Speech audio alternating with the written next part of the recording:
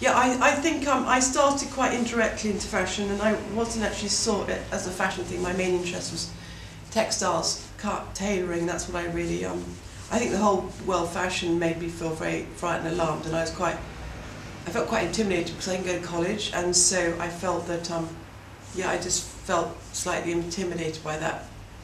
But it didn't really matter at the end of the day, because I just got on and did what I could, and I thought my work probably lasted about a year, but I've been working for 20 years, so that's quite an achievement, and that's uninterrupted.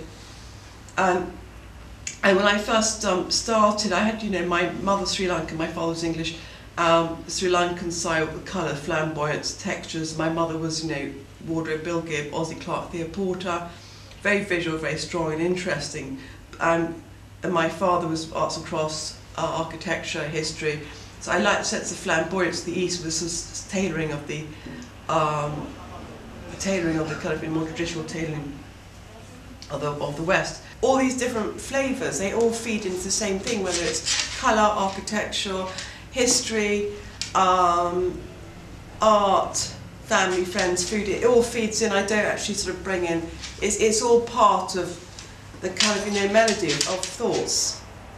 It's only so that's it incorporated. But I've always been very, very wary of that, because if you're, you know, looking into kind of historical pieces, your job as a scientist to translate them into in a modern sense, because I'm horrified if people thought like pantomime. So I look at a certain edge. I'm not interested in kind of fancy dress, theatrical, despite they might have theatrical edge, because I think theatrical is it makes it occasional wear and one-off. So I'm not into making freak clothes. I want to make clothes which people enjoy, they can wear, they can have fun in, and which become part of their wardrobe and part of their lives. And they can be, you have a relationship with your clothes, and they could be big, nice support on that front.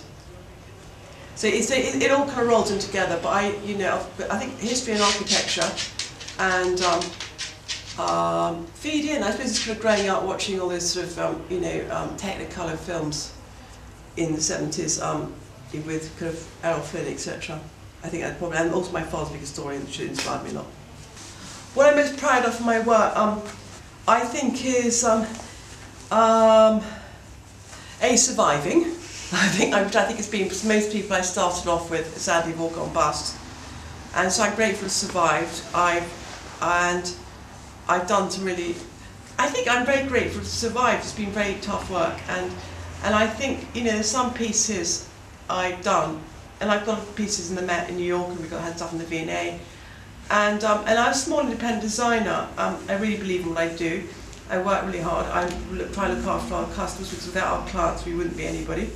And so I'm proud of the people we've looked after, the people we've done things for, and friendships we've made, and creating something rather curious and beautiful, which will people, from the feedback we get, will cherish and really enjoy, and be a real signature part of their lives.